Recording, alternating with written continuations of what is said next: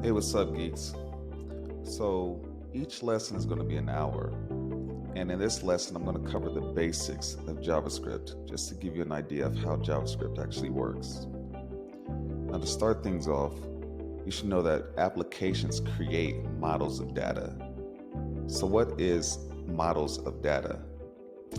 Right now, you are a model of data. You have a race, a height, a weight, a interest, clothes, shoe size, etc. Your computer screen that you're looking at is a model of data. You see a background image, you see a search input screen, you see the Gmail language, etc. The web uses models of data to create applications. So if I go ahead and I inspect the screen, you can see it automatically starts jumping. Now the way that I do this is actually right click on my keyboard. If you're using the MacBook, you take your two fingers and you put them on the right side of your slider and then just press enter. You just press down with two fingers and inspect should be your option. Now you can see as I'm moving around, you can see the screen jumps, right? So if I open this up, I can select certain parts of the screen. If I inspect here on the Google image, you can see the image is inspected. And that's because right now, if I open this up a little bit further, this is all an object of data that the web is using to actually create what you see on the screen.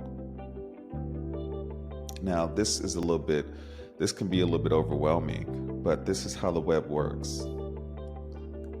Now, I'm going to go ahead and create my own data model. So we have our simulator from where we left off the last time. Now, before I get started, I'm going to go into my my terminal. Right now you can see I'm on the main branch. I'm going to go ahead and type in git checkout chapter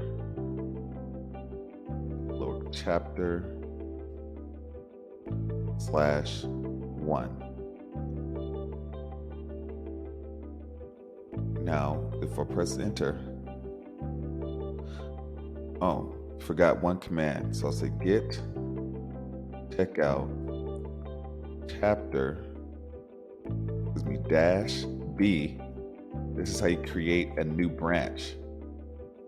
So right now we're on our main branch. As you can see, we're going to create a new branch. So I'm going to say chapter -1. Take a look at Get Kraken. You can see now I'm on chapter 1.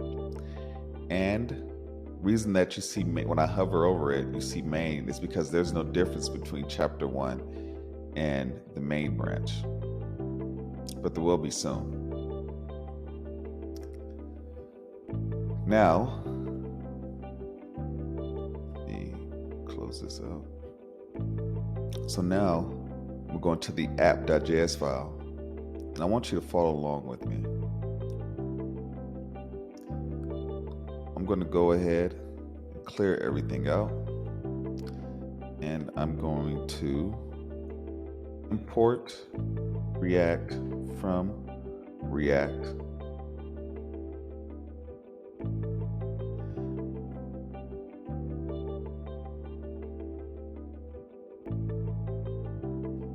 I'm also going to import a few components from React Native.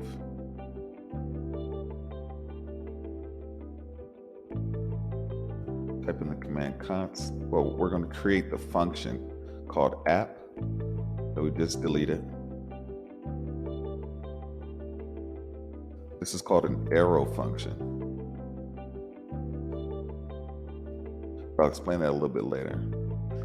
Below our function, we're going to say export default app.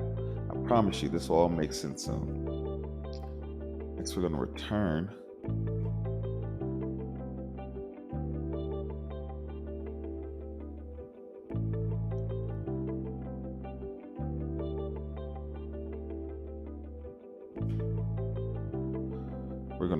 some properties. So I'm going to grab my view.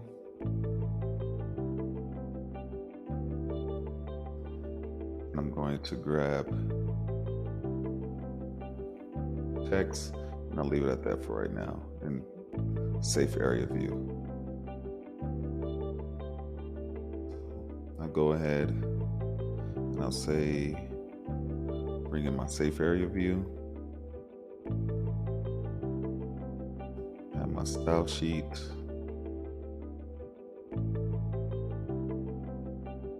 Styles equals style sheet, create.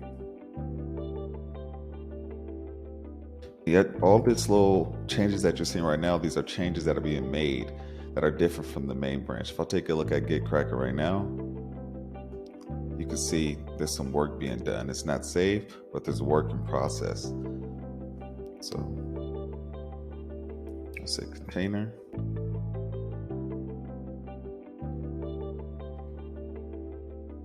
All of this will make sense soon, so don't overwhelm yourself.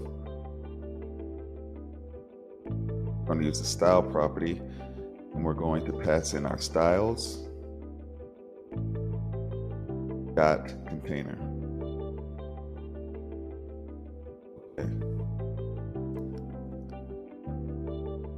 Now that's enough for right now. Right now we're going to create our object. And the object we're going to create is a driver's license. As I stated, you are an object, the web page is an object, your car is an object, your car has a vehicle type and model, and a bunch of other stuff as well, your home, etc. is an object. And we're going to create a data model of a driver's license. So we're going to say const driver license. Capitalize the L. This is called camel casing. We're going to set it equal to our curly braces.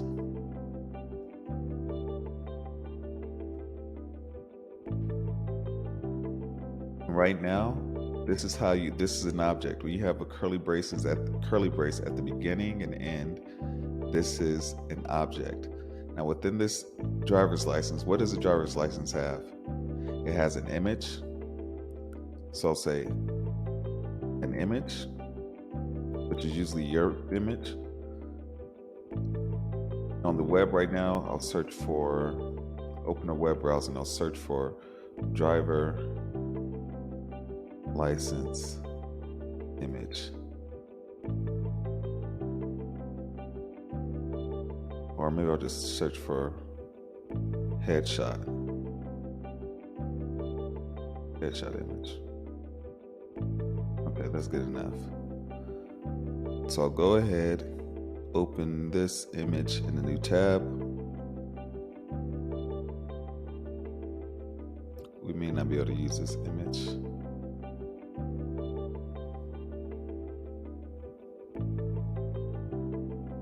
Okay, we can use this image. So I'm going to copy this URL. I'm going to grab my quotations. I'm going to use single quotes. I'm going to pass in our image just like that. Next, the driver's license has a name. We'll just say Samantha Johnson. We could have first name, last name in our object, but I'm not going to do that. There's a height, say 5. Height is going to be a string of 5 feet. Do double quotes. 5 feet is going to be 5 foot. Weight will be 100 and I don't know what's a big 140 pounds. I'll make this a string as well. I'll say 140 lbs.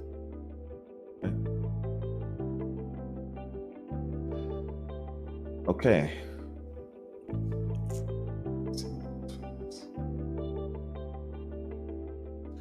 Okay, and there's a lot more information. We can have our address here, etc. Now, we need to get this data on our screen. Just like you saw on Google, this screen is using an object of data. Now we want our screen to use an object of data. So to do that, I'm going to create a view. And in my view, I'm going to bring in the image component. So in here, I'm going to get this padding horizontal. I'm going to say this will be 15.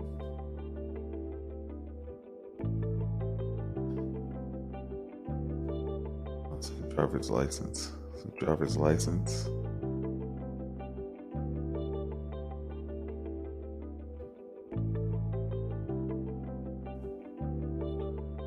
Border radius of 5, border width of 2, and the width itself will be 100%. We're not going to do anything pretty with this, just to give me an idea how the objects are used within the application. So I'll say style, styles.driver license. So like I said, in this driver's license, go ahead and save this. You see now we have like this weird line. And that's because we have a border around our driver's license. Anyways, I'll get this padding 15. I'm going to add my image.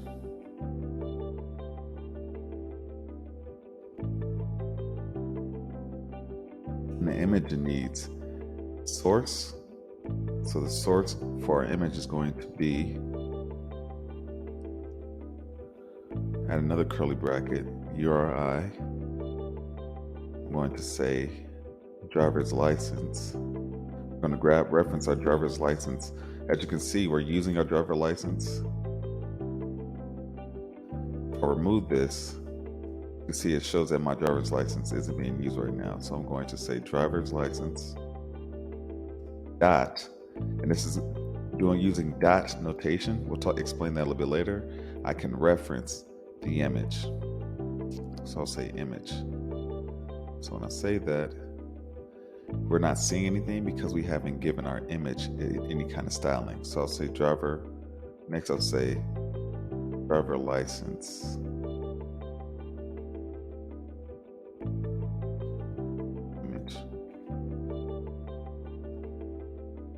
Driver's license image, it will have a height of 80, width of 80, and border radius of 80 divided by 2. Okay. Apply the style to our driver's license. So style.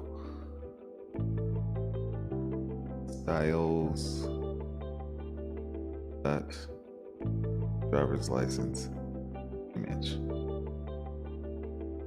Now you can see that we're using our driver's license object to get this image on our screen. Now let's go ahead and just add the rest of our data.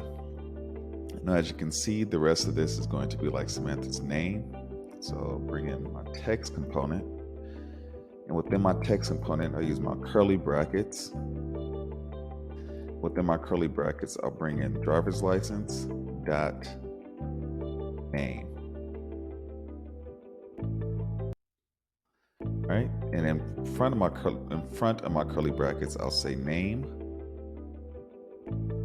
colon, and I add space. Let's just make things a little bit more pretty. Next, I'm going to go ahead and add another text, and then below this text component, I'm going to say height,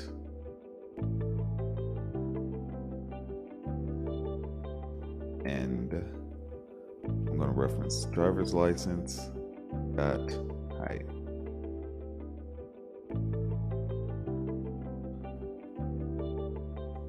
Next thing, do the same thing for our weight. Driver's license dot weight. As you can see, we've just used an object to get data, to show data on our screen. And once again, applications use data models to actually show data within the screen. That's all you need to know as a developer. So I'm going to go ahead and save what we have here. I'm going to go into my terminal, and from here, this is how you create a commit. I'm going to say git status, git add app, because changes were made within app.js. And also I can just, once I have app typed in, I can just say tab, press the tab key, and automatically adds the .js. I'm going to press enter. Now if we check out git status from here, see that it's been modified. In green says that we're saving the current state, current changes. Now let's say git commit. Say, what is a data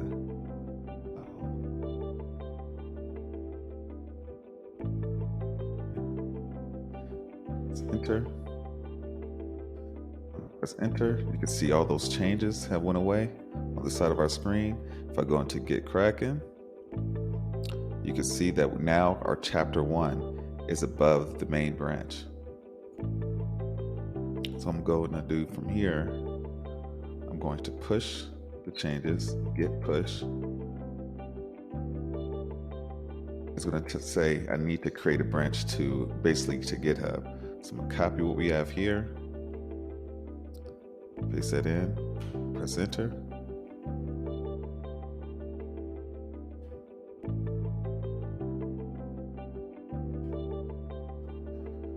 Now I'm going to check out GitHub, and I'll call this chapter 1.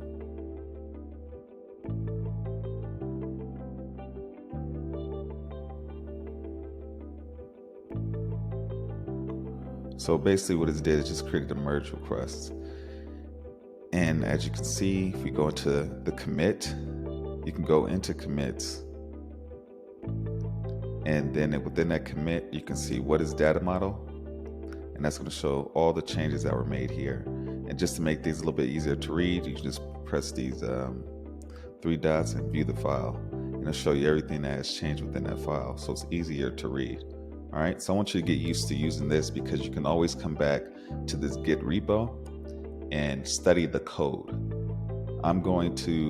There's going to be a link in the description to the GitHub, and you can actually go ahead, and this is what you can use to study the code yourself that we're creating on the screen. So what I'm going to do now,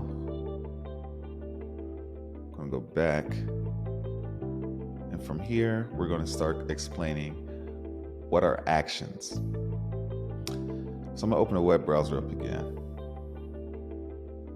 So you may not be aware of it. When you are using an application or surfing the web or doing whatever, you're committing a series of actions. When I say search for Facebook, that is an action. Typing on the keyboard is an action, and you expect, when you type on your keyboard, you expect letters to show. Now, when I do the same thing in the Google search, I can say driver's license image, and that action, when I put that in, you expect it to return to a certain amount of data. And basically what I'm trying to explain is that actions, when you commit any kind of action or an event, another word for it is an event, when you do any kind of action, you expect something to happen. Clicking on this image tab is an action. And when I click on this, you expect it to redirect me to a screen that shows images of driver's license. And that's exactly what happens. And that's what you need to do within your applications. When people are using your application, they're going to search for things, they're going to press buttons. And when people search and press buttons, they expect things to happen. So we're going to create an example here within our screen. So I'm going to go ahead and just start this off from scratch. I'm going to remove what we have here.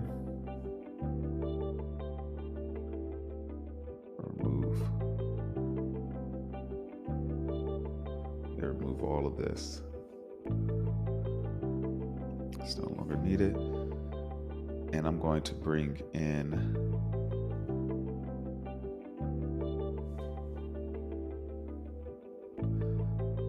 my text input component. Text input. I'm going to bring in a button component. Also going to bring in from React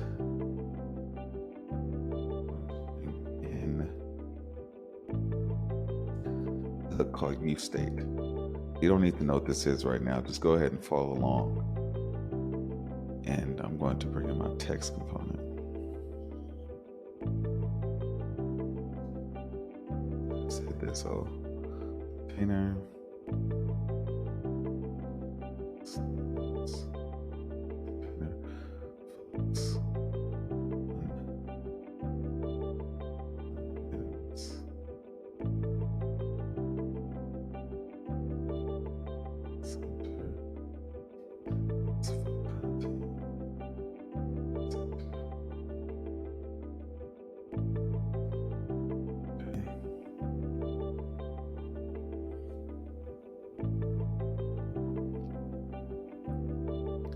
Okay, cool.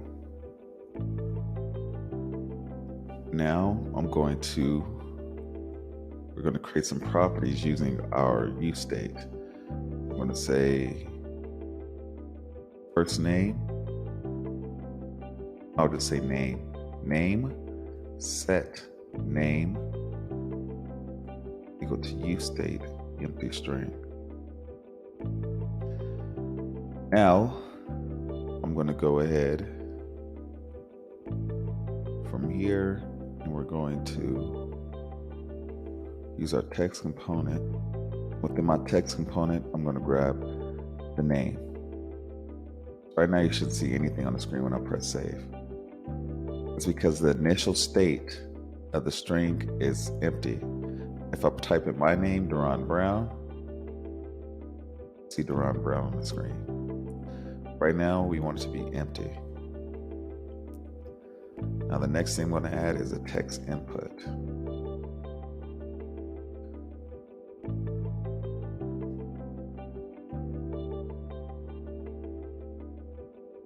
Just to speed some things up a little bit, I'm going to type in text input React Native. When you do this, it gives you examples. When you search for React Native components, it gives you examples on how they're used. So I'm going to go ahead and just copy what we have here. I'm going to paste this in.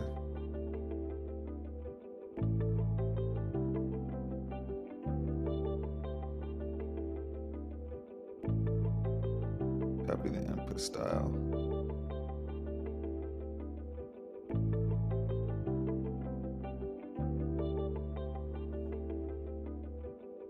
Set the value. No, let me explain what you're seeing. So every component has a number of different properties. As you can see, if you look at the text input component, it has a collection of different properties. This is important right now, but I just want you to get an idea of what these things are right here. All right. So I'm going to create a function in here. I'm going to say on text change, text text change, I'm going to pass in my set name function. This is a variable, this is a function. So I'm going to say set name, going to be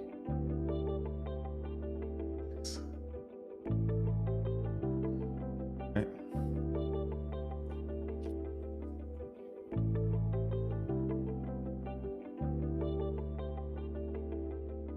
As you can see, as we type in, setting our name, everything we type in is going to show on our screen. Now, there's another way of doing this as well. So I'm going to create a button. So I'll say button. Title of the button is press here. And add on press. On press, add an arrow function.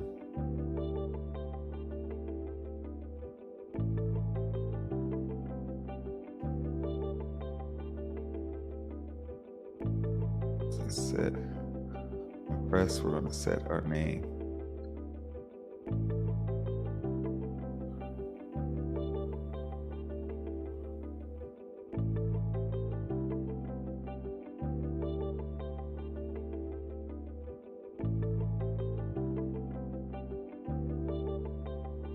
Oh no, keep this right here. So when somebody presses here, what we're going to have, we're actually going to add this in alert. We're going to have an alert message that says you updated the name. Typically when you do this, when you set the name and when you add your text input and all this stuff, when you press a button, it's usually for a form. So usually a form has a collection of different data inputs that it's trying to use, and you can actually use those data inputs. You can use that data and send it off somewhere.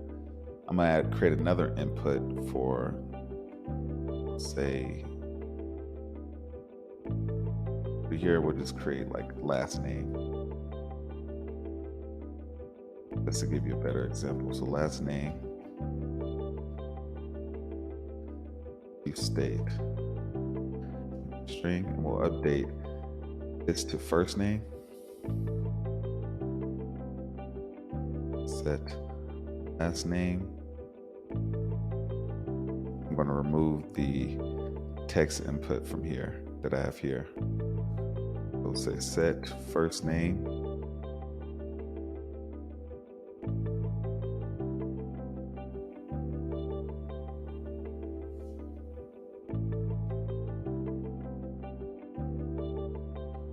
Set last name. Value will be first name.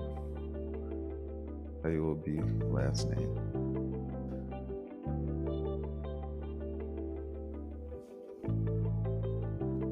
Now, and I'm going to update the alert message. So within the alert message, I'm going to use backticks. Backticks, you can find them on the top left-hand side of your keyboard. So we're using backticks now. So I'm going to alert user $, curly brackets, and I'm going to say pass in the first name. I'm going to do the same thing again, $, curly brackets, last name has been saved. And this will pop up when we press here. I'll say enter name or submit name. Okay. Placeholder, I'll say enter first name.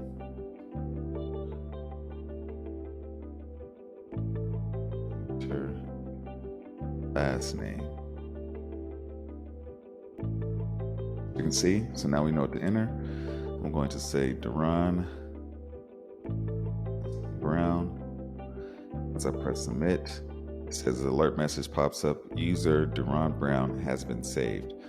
So what you saw here is how actions work within the application. First thing we did is we typed in our text. We added our first name, which is one action. Then we add our last name, which is another action. And we press the submit name button. And the submit name button, an alert popped up and it showed us the name, which is another action. So when you're using an application or a web application of any sort, you're committing actions on a daily basis. When you're watching a YouTube video, you search for a video, you like the video, you leave a comment, those are all actions. Now, what I'm going to go ahead and do from here, I'm going to save what we have here. So I'll say get status.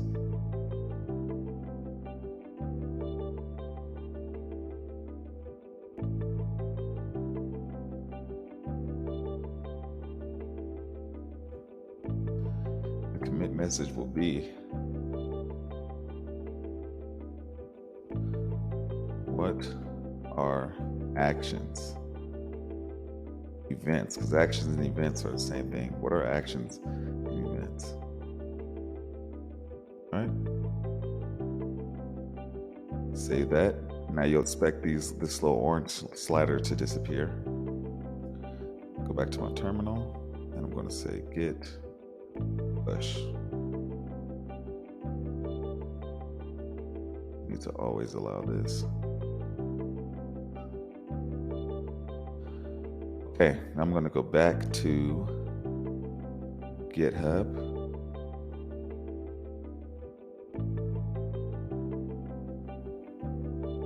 Go to my repositories, learning to code.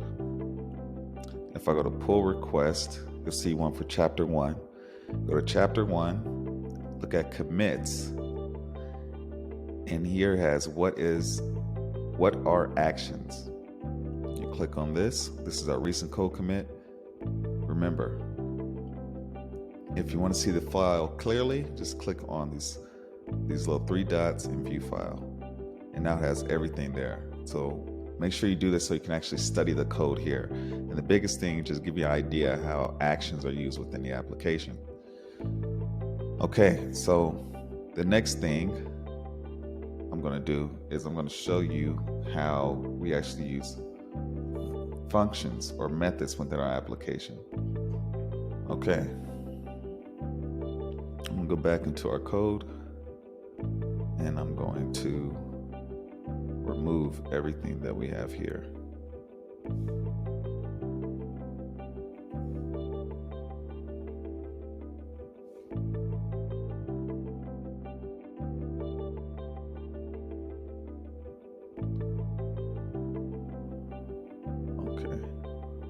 Actually, I mean, I'll keep what we have here. I think this will make it a little bit easier. So a function or a method is something that it's your way of telling the application or telling the computer what you want it to do. So usually when you create a function or a method, you give it a name that is descriptive of what it actually does. So for example, I'm going to create a method called create first name. That's going to be the name of this method. So I'll say create, and there's 2 ways you can create a method. There's the arrow function way, create method. Create first name.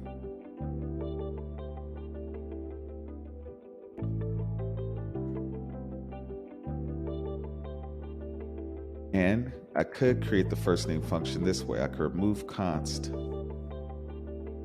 remove the equal,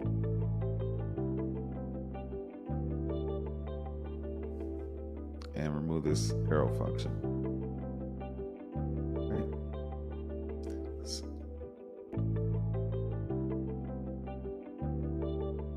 Create name. As you can see, we have our function right before our function name. And then within there, what we'll go ahead and do, we'll say set first name. We're going to set whatever text, we're going to say text here. Whatever text we're going to pass into our function. right? So we'll go ahead and grab our create. We'll create first name. Grab this. Right here within our change name, I'm going to remove this code. I'm going to remove what we have here. And I want to say create first name. Save this. So if I go ahead and I say Michael,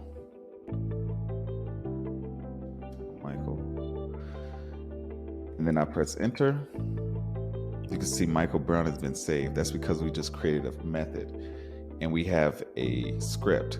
So what a function is a collection, a function is a series of different scripts that you tell your application to do. Now, for a computer to know what to do, you need to know how a computer thinks. And a computer doesn't know anything, so you have to literally tell it everything you want it to do. So I'm going to give another example. We're going to have our time show within our screen here. And I'm going to call this function it. I'm going to use an arrow function this time. I'm going to say get current time. Okay.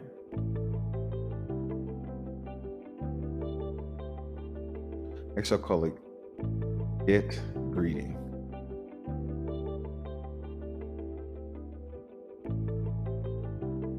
I'm going to remove everything that we have within our application so far.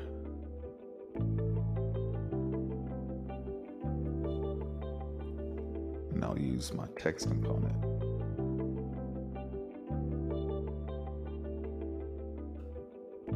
So I'll bring in the text component.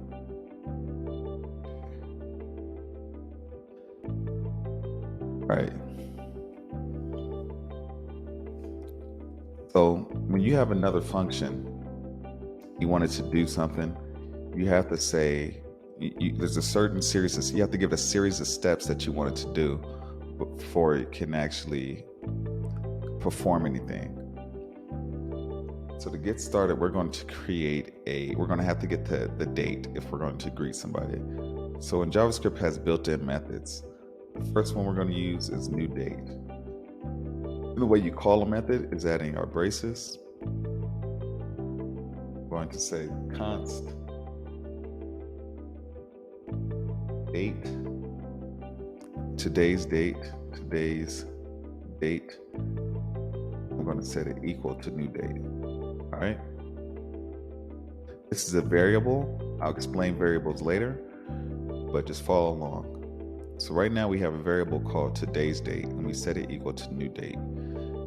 So if I go ahead and I'm going to console log all of this. So the way you create console log, it basically logs all of our data within the application. Anything that we want to see, we want to debug or make sure something exists, we would use our console log. So I'm going to say greeting. Yeah, get greeting. And I'm going to call our get greeting function. The way you call a function, you have to,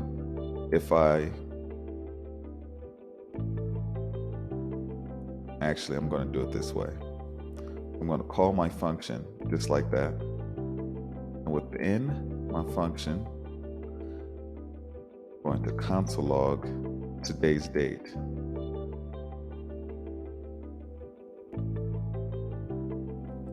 I'm going to pass in today's date. Right? The way you call a function, like I said, you have to add these braces at the end of the function name. That lets you know the function is being called.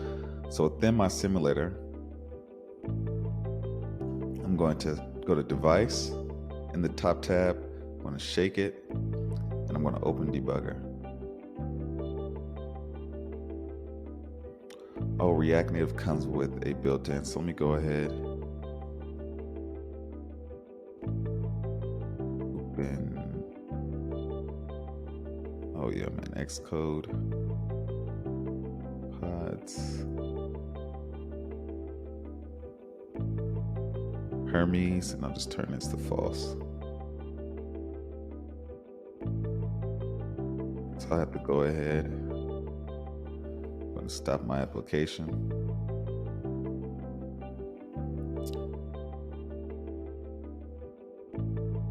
Just update my pods.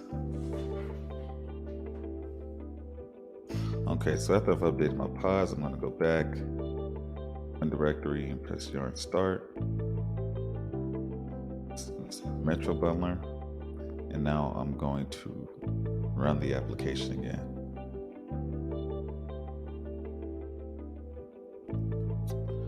Okay, now I'm going to go ahead. Now the application is up and running, I'm going to go ahead and open debug with Chrome. And just like we did on Google, we're going to inspect the screen. Right click, go to console, and as you can see, for today's date, this is what's showing. Sunday, October 2nd, 2020. For me, my time is 5:39:55 Mountain Daylight Time. All right, it's gonna be different for you because you're at a different location than me. Today's date, just to make it look a little bit better. Today's date. All right. Now the next thing we're going to do, we're going to get the hour. So JavaScript has built, like I said, it has built-in functions. And the way we get the current hour, we're going to say const. I'm going to remove, well, I'll keep this right here. Const hour, current hour. We're going to set this equal to today's date dot it hours. I'm going to console log current hour. I'm going to pass in our current hour variable. You can see we're passing in our variables. Save this. Now if I go to my terminal, the current hour is 5. Next, I'm going to create a new variable. This variable is going to be called greeting. And as you can see, I'm using let, but like I said, I'll explain that later. So greeting, this is another variable. I'm going to set its value, its initial value to empty. Go this way, this route as well, but I'm not going to do it that way. I'm going to say greeting will be equal to an empty string right now. Now, the next thing we're going to do, we're going to create some conditions. All right, conditions is a collection of different statements that we're going to check for within the application. So we're going to say if, this is an if statement. So we're going to say if our current hour is greater than 18. As you can see, our hour, if we take a look at the console, our hour is 5. This is an integer. As you see, the color of it is purple. So it's like, you know, it's an integer, it's a different property. This is a string. So in doing that, you have to make sure that you're using a number as well. So if our current hour, and this, right now I'm going to use my curly bracket, and this is called a coding block. So this is where the block starts and this is where the block ends. And within my coding block, I can create statements within that block. So I'm going to say, if the current hour is greater than 18, which is 5 right now, my time. So this is, you know, this isn't true.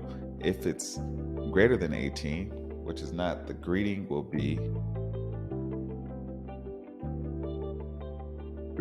equal to good evening.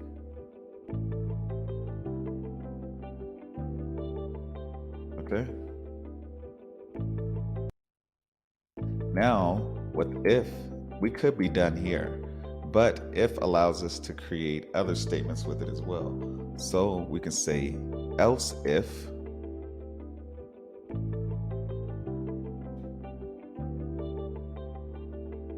it's not this, if its current hour is not greater than 18, we can create another statement. We can say else if current hour is greater than 12. If it's not greater than 18, if it's greater than 18, we add this. But if it's not greater than 18, if it's less than 18 but greater than 12, we're going to say greeting is going to be equal to good afternoon.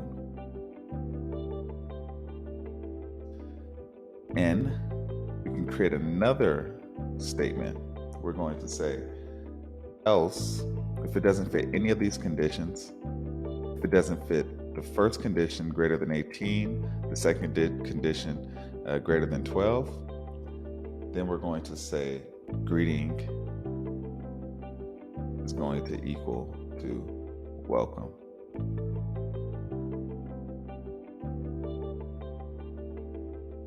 Right?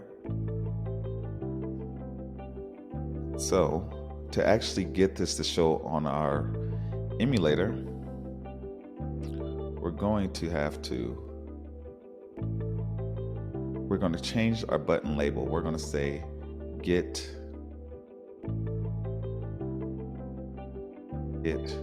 your greeting.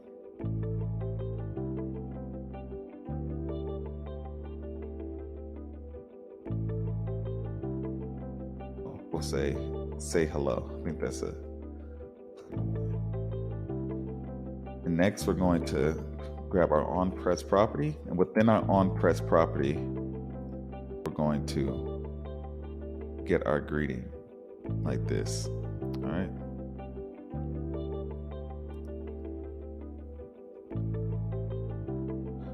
Actually, I'll leave this onPress button because it would have to add something else. So I'm gonna go ahead and remove this for right now. And within my curly bracket, within my text component, I'm going to add my curly brackets, and then I'm going to call my get greeting just like that. And lastly, within our function that we just created, get greetings function, we're going to return greeting.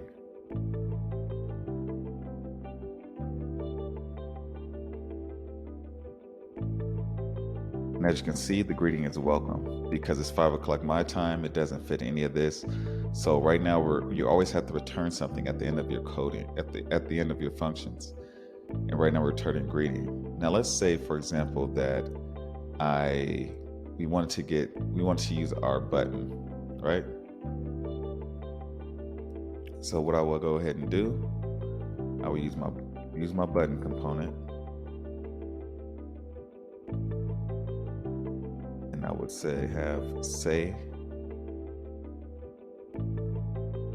hello as a button title, press, and I will pass in my greeting,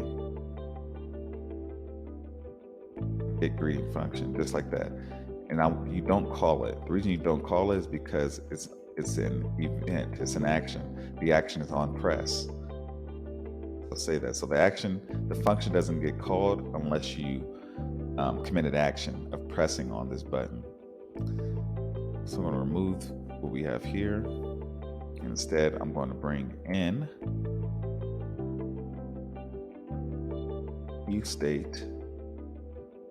Remember, at the top of our file, I'm going to say greeting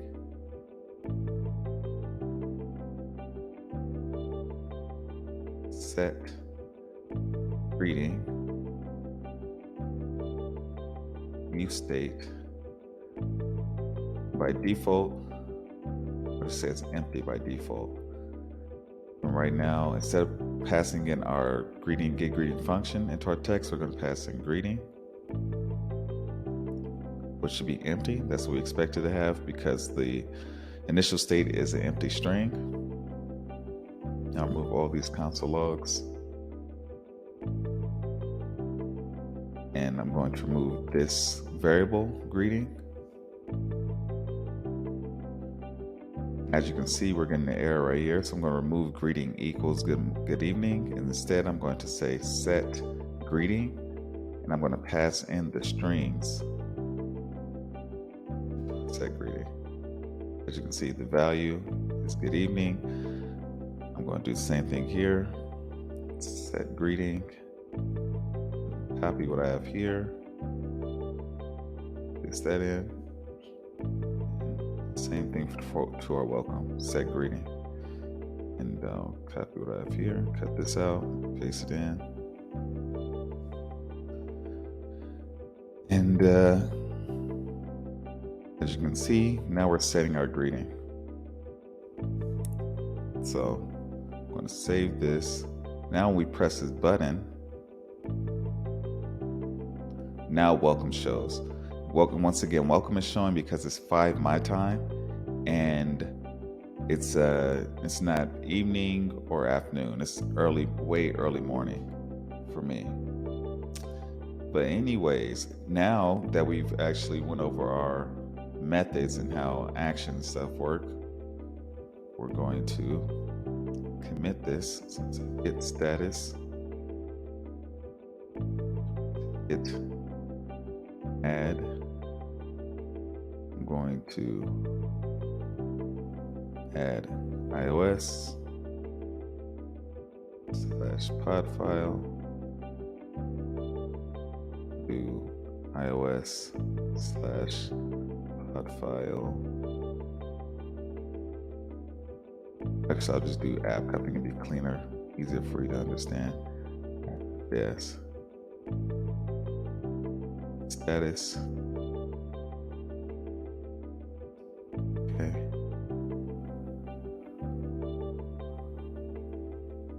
And I'll add the pod file as well. So you can, because we actually console log, I want you to know how to update.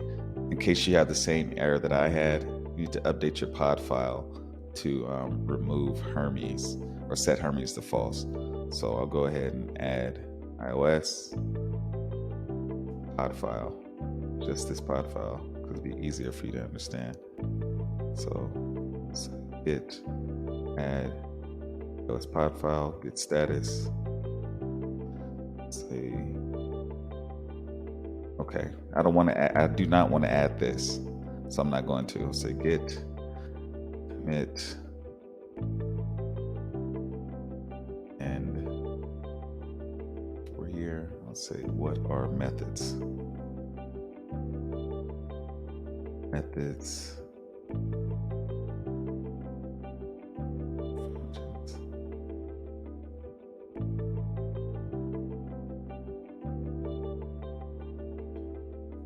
Git push.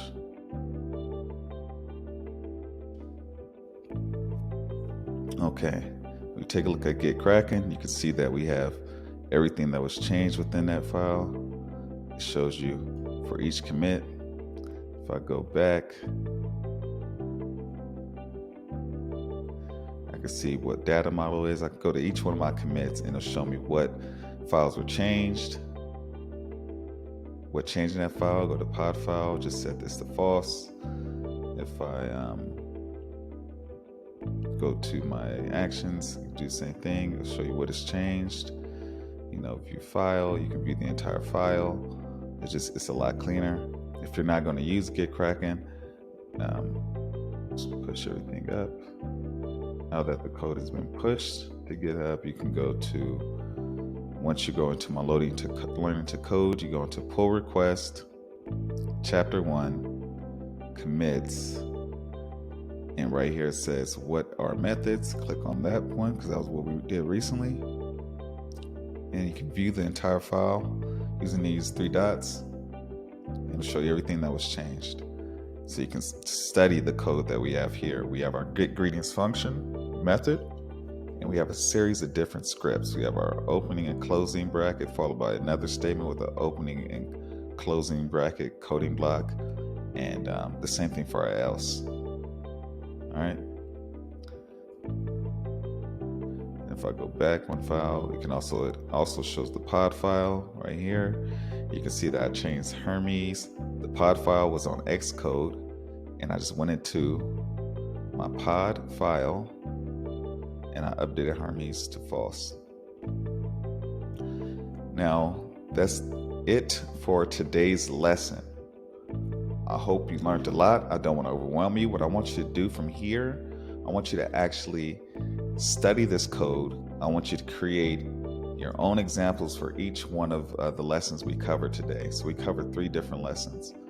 We cover what a data model is. I want you to create your own data model. And I want you to take a screenshot of your code, or I want you to update your code to GitHub and then send me the link to your GitHub. And I want you to do it for each one. I want you to show me your data model. I want you to show me what are your actions, create your own example of actions, your own example of methods. And I want you to send it to me on Discord.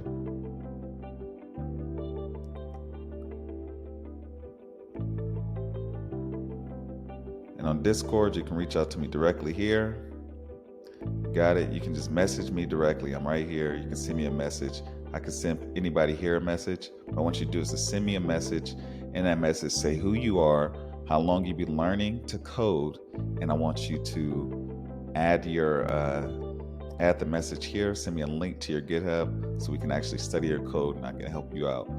So congratulations on watching this video. You're on your road to becoming a software developer, and I'll catch you next time.